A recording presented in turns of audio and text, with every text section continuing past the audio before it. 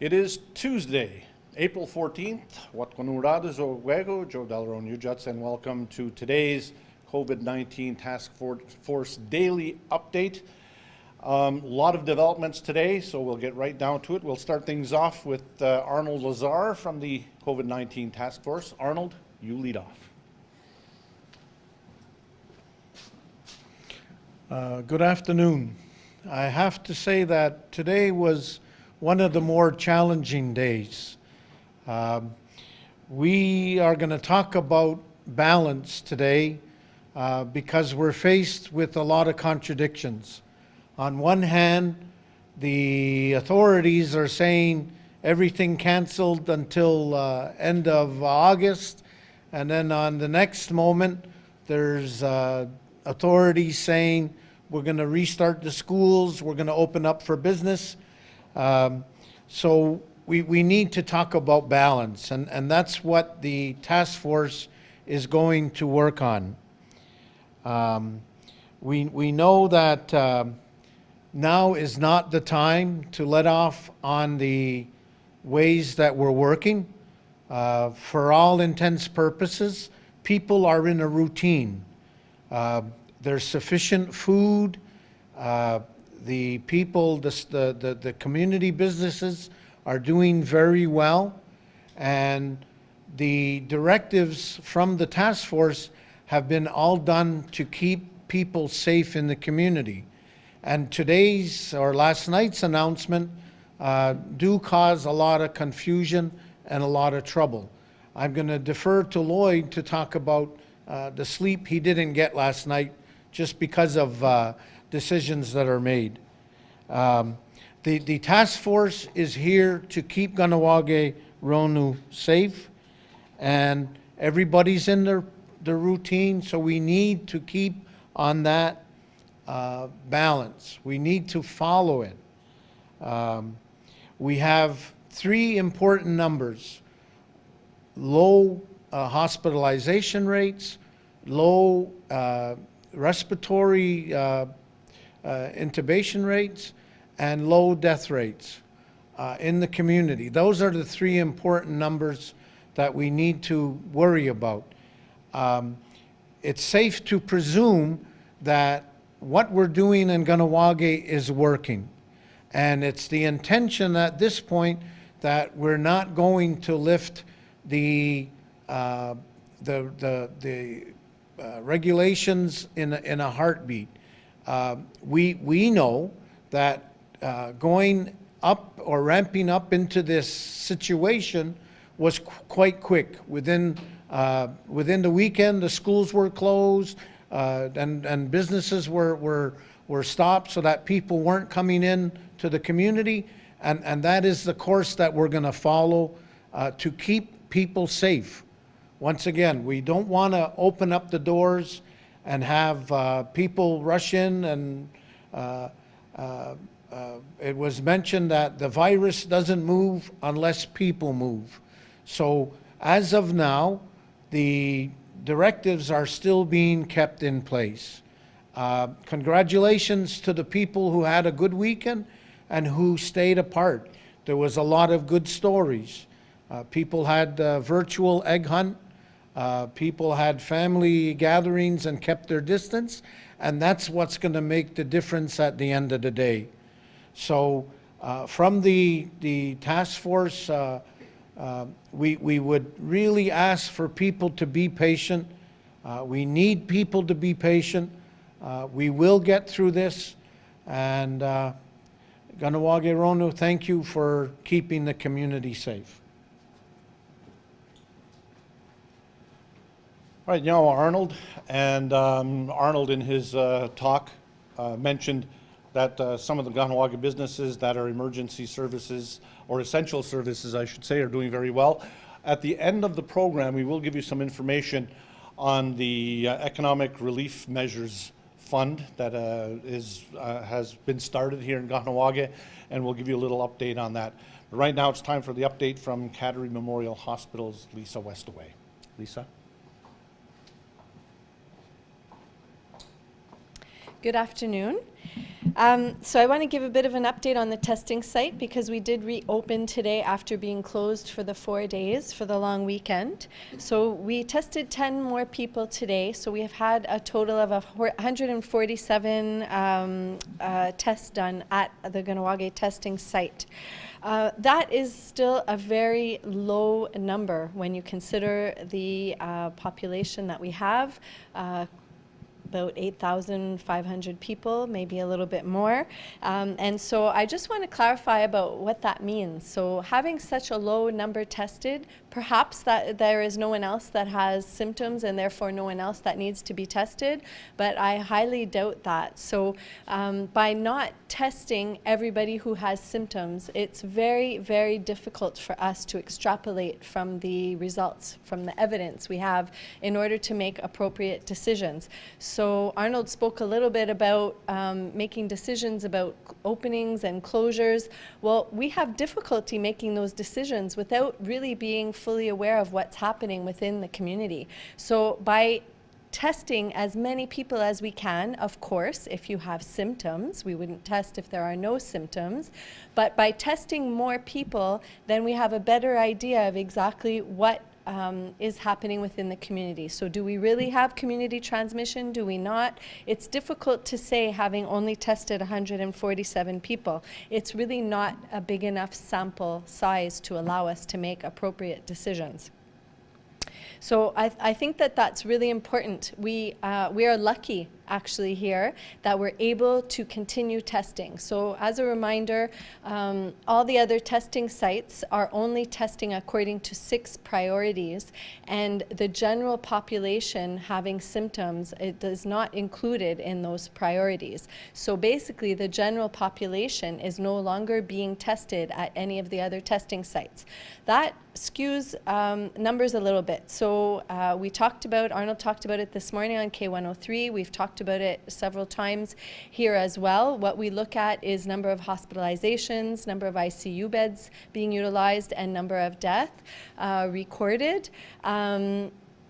I know that you're still seeing in the news number of new positive cases, but those numbers are not exactly accurate because, as I mentioned, people are no longer being tested outside of Kahnawake, the general population anyways. Again, you have to fit into one of 6 priorities, and those priorities are mostly with respect to healthcare workers, our peacekeepers, paramedics, people who are working or living in residences, and there's a couple of other priorities, some remote communities, Indigenous communities, and then other territories or communities that are specifically identified by public health. So again, we are lucky to be able to continue testing here, and one of the reasons why we are able to continue testing is because as a task force we continuously push to be able to maintain this right to do so, because it gives us important, valuable information about our community in order to help us make decisions.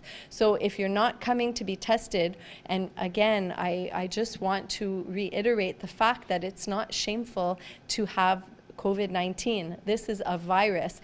And in fact, the reason why we want to test is not because we really care who has the virus or doesn't. It's because it allows us to contain the virus, which we seem to have been able to do based on the numbers we have. But again, does not really allow us to be able to make that statement because we don't have enough testing done to be able to do so.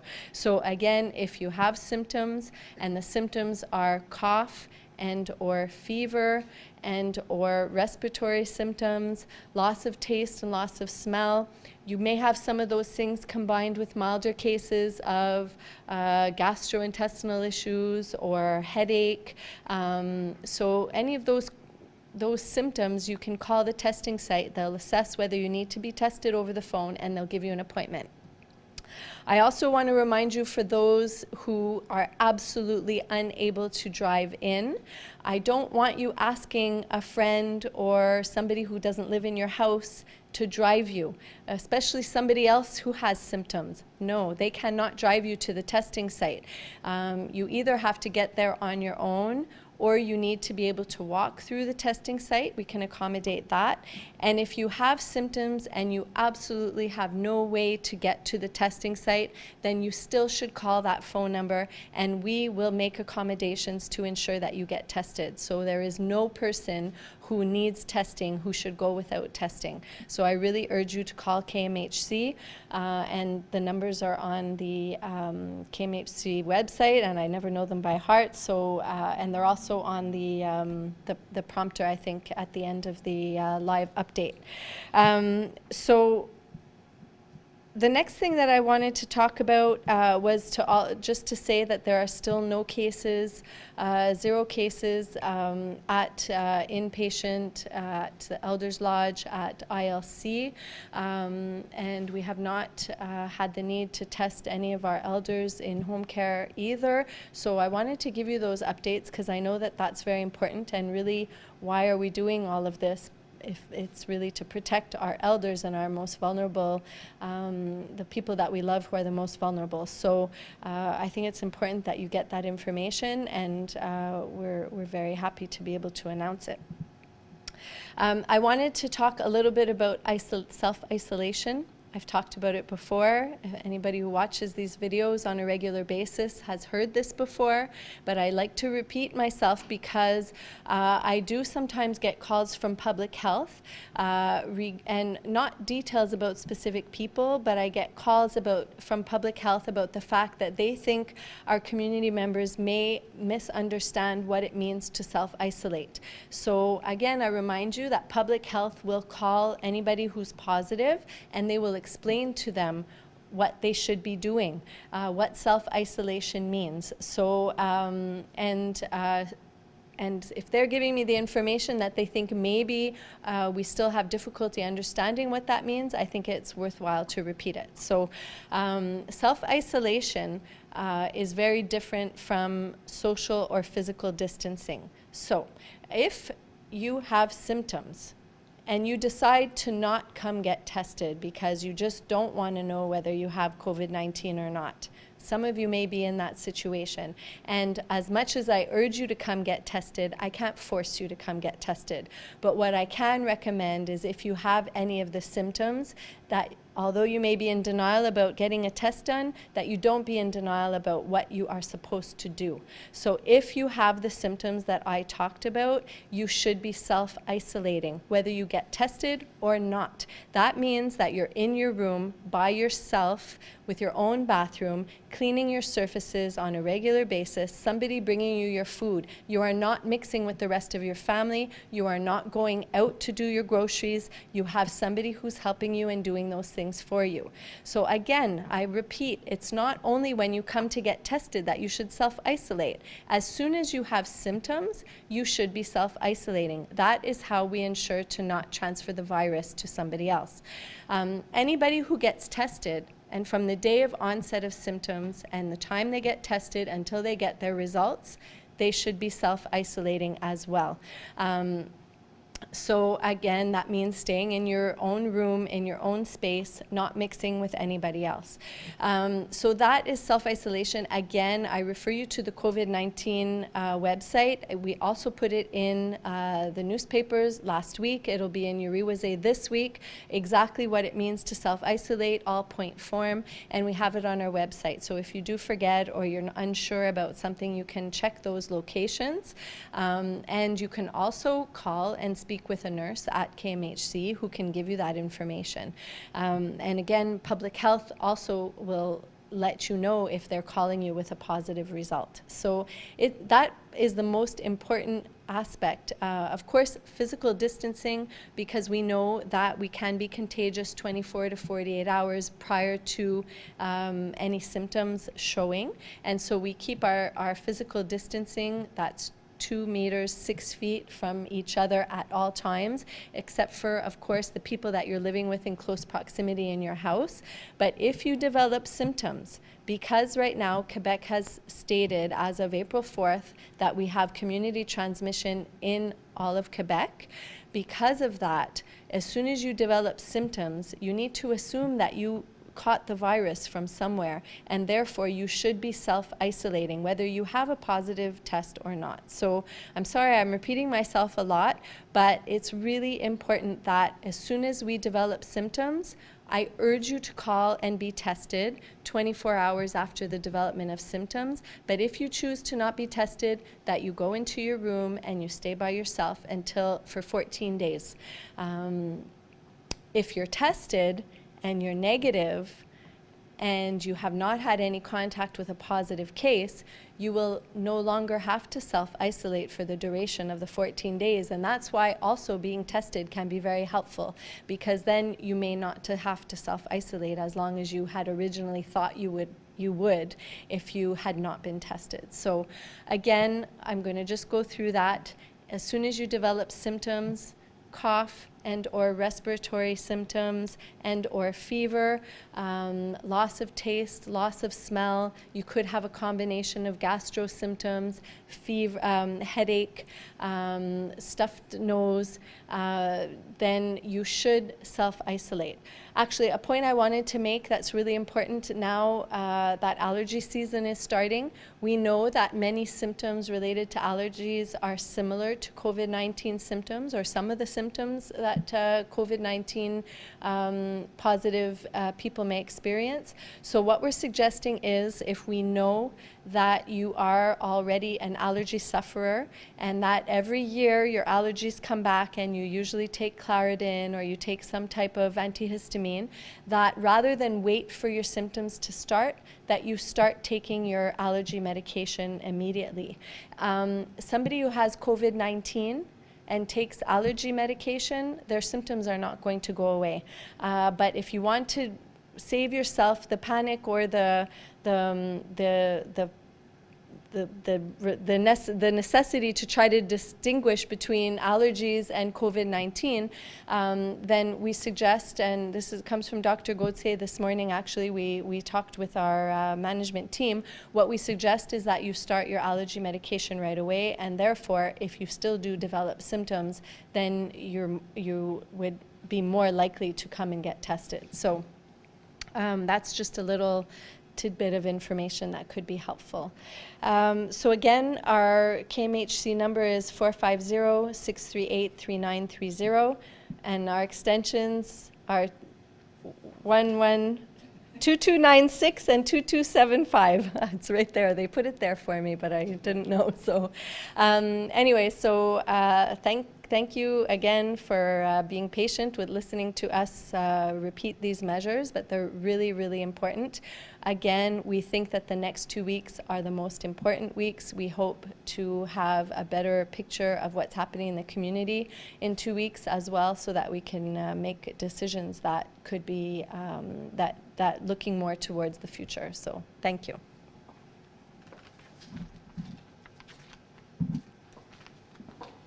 Thank you very much, Lisa.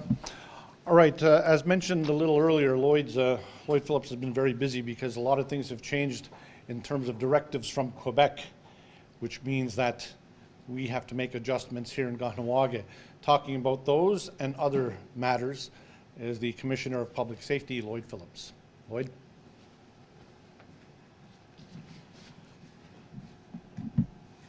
Yeah, thank you, Joe. Thank you, Lisa, and thank you, Arnold, for helping out today. A few points I want to raise with the community this afternoon, and a couple of updates. First, in terms of updates, today there was a duly convened council meeting with the Mohawk Council of Kahnawake, via conference call and other modern technology, where there was 2 MCEDs that were put forward, Mohawk Council executive directives. The first one was an extension of my mandate as Public Safety Commissioner, as well as the mandate of the Kahnawake COVID Task Force for an additional 30 days. The original mandate would have expired in the next day or two, and this was the earliest time we had a session with Council to extend that mandate. And just to be clear, that mandate is extended based upon the Kahnawake Emergency Preparedness Law. It's not extended or utilizing Quebec Public Health Act or anything other of that nature. This is a made in Kahnawake law that is that we're utilizing to ensure we properly address the issues of the COVID-19. So that was the first one, was the extension of the mandate. The second one was on a financial level. Because within the emergency preparedness law, there is a section in there that mentions a budget and spending authority for myself as public safety commissioner, but as well as the task force. So the council had clarified that and placed a budget on how expenditures could be made if there's day-to-day operations that we could quickly make decisions to get whatever materials we need, personal protective equipment or other necessary purchases or actions that require financial assistance. Those can be done quickly by myself or in conjunction with the task force. And they did establish a budget for the next month of $500,000 to be able to assist in whatever the task force needs to do over the period of the next several weeks as things move forward.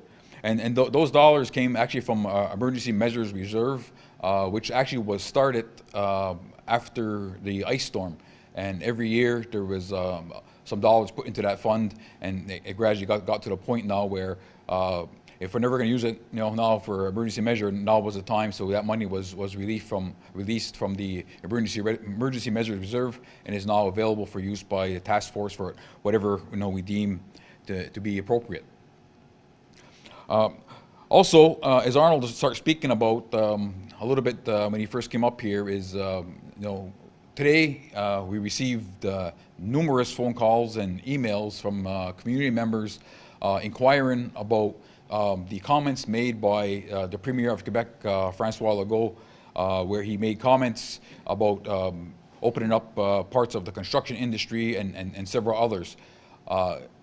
And so obviously people hear that on the media, and they see it online or whatever, and they're questioning, well, what does that mean for Kahnawake? Does this mean I can open my business? Does this mean this or whatever? So the calls had started being flooded in. So we were fielding many of those calls and emails today. Matter of fact, between Robin Montour, myself, and Arnold, we were keeping quite busy just answering phone calls and answering emails. So what I want to do is explain a little bit to the community on two fronts, and one is just a reiteration.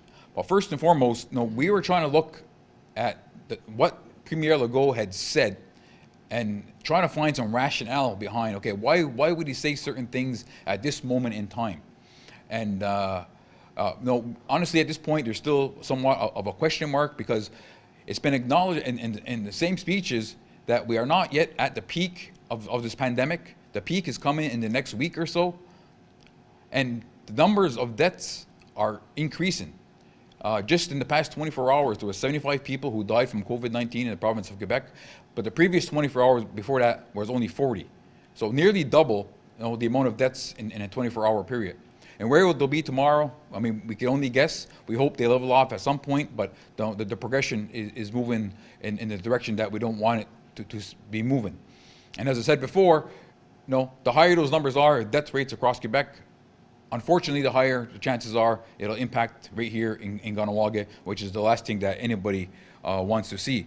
So we were trying to figure out some of this rationale and saying, why is he doing this at this point in time? And so with the information that he put forward in the Quebec population, as a task force, we're going to look at that closely. We had some preliminary discussions today on some ideas and some options on do we maintain the course? Do we look at modifications? Do we look at rationale? All these things are taken into consideration. And tomorrow we do have a full task force meeting where we're going to have this discussion.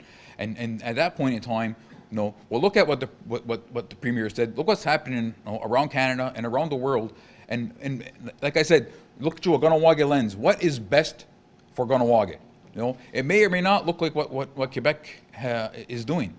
Some of the things that Quebec put forward, we looked at it, we assessed it, and we said, yes, it makes sense. So let's do the same in Kahnawake. In other cases, we went above and beyond what Quebec had put forward. And in some cases, we put some new things in place that Quebec is not doing. So again, we look at all this information, including this latest information that Quebec had put out. So we'll be assessing that, and we'll decide, again, best interest of Kahnawake, how can we move forward and seeing that obviously safety and security of the people is paramount.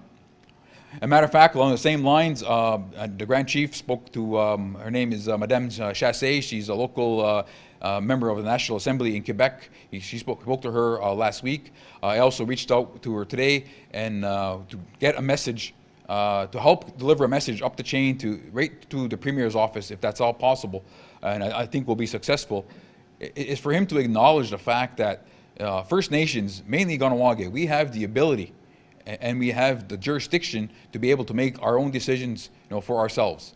And sometimes they may look very similar to what Quebec is doing, and other times they will not. We know what's best for our community. Quebec does not know Kahnawake. Quebec doesn't know our people and how we interact with each other. They can make blanket statements that may impact the rest of Quebec, but when it comes to Kahnawake, those decisions are made by the Kahnawake COVID task force because we know the community. We all live here. We're all part of this community. So I want to make that part clear to the community, because as well, and I mentioned this a few weeks back, on normal circumstances, politically speaking, when Quebec says something, what's the first response we get from Kahnawake is, I don't care what Quebec says. Quebec says this, I don't care what Quebec says. This is not Quebec, this is Kahnawake. So when the same principles apply here, even though we're all in this together as a whole region, but this is Kahnawake, and we'll make decisions based on what is best for Kahnawake. Premier Legault and whoever else are not going to make decisions for Kahnawake. We'll take everything into consideration when making those decisions.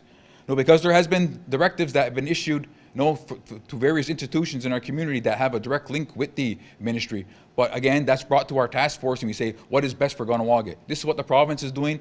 Is this going to work in Kahnawake? And sometimes the answer is no. We're going to do what's best for Kahnawake. And if there's no fallout later on because of the various agreements, or if there's fallout financially or a jurisdictional argument, we'll take that on when we're finished. And there's a full support from the task force, full support from council to say, what, do what you got to do. If there's some fallout later on, we will definitely take that on head on. So, there are examples out there, and these are things that happen somewhat behind the scenes. It's not necessarily makes Facebook Live or makes the media, but these are things that happen on a day-to-day basis. So again, we'll take all this information in, look at it, excuse me, as well as we have Dr. Annick Gauthier, who we're consulting with on these latest measures, and get her take on it from a medical perspective, and then we'll be making appropriate decisions, and then we'll obviously be updating the community as fast as we possibly can. With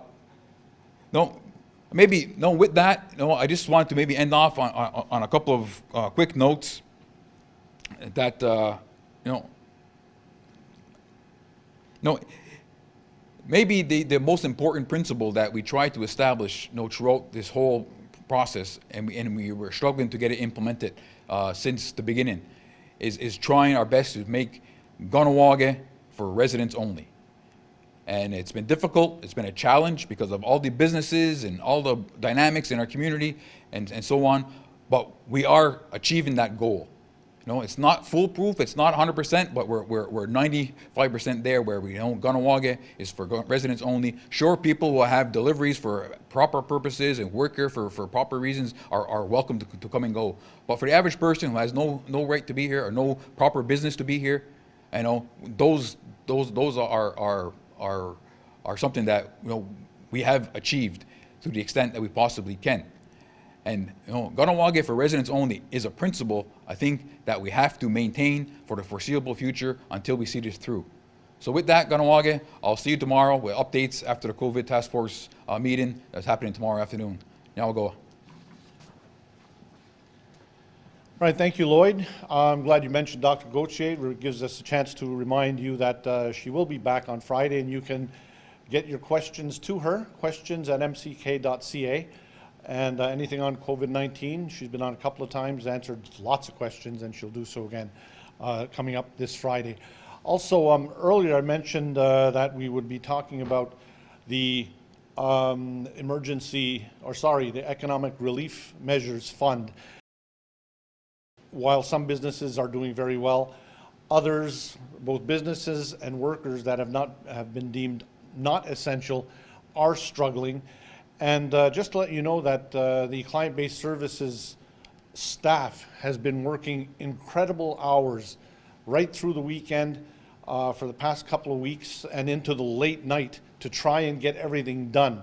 Because aside from the many, many files from social assistance, all of those people who have made applications either from the business side or from the workers side have really inundated the staff. So I just want to say, first of all, thank you to the staff over at Client-Based Services for going above and beyond. Just want to let you know that we have some stats for you here. The first amount paid last week for those who got paid was for a 3-week benefit, and there will be payment every 2 weeks until a date to be determined. This week's payment is also for 3 weeks, and then there will be another one, another next week for 2 weeks to try and get everybody on the same schedule. And that should be accomplished within a couple of weeks. So we, again, appreciate your patience in this matter. They are doing their very best. What is being done here in Kahnawake, I think, is pretty unique. And people have risen to the challenge to get some money into the hands of those who really need it. Also remember that this is basically an emergency situation. It's a last resort. There are people who are able to claim employment insurance or get monies from other sources, and for those people, you don't need this. This is for those, and there are many who are in difficult positions, who don't, get employment insurance, things like that. So it's just a reminder, this is a last resort. So that's what's been going on. And that's about it. Remember, if you haven't received a call, because people are calling, and some are saying that, well, I haven't gotten a call back yet. Make sure you leave the right phone number, because they are calling back, and in quite a few instances, there's no service for that number, or it's a wrong number. So if you haven't received a call yet, call back, 638-0500, and if you have to leave a message, make sure you leave your proper contact information, and they will get back to you. That is an absolute guarantee. So that's about it for today. It's been a busy update. We appreciate that you took the time to join us today, and we wish everybody good health, and we'll see you tomorrow with the next COVID-19 task force update. Nyawako dana, wanigiwahi.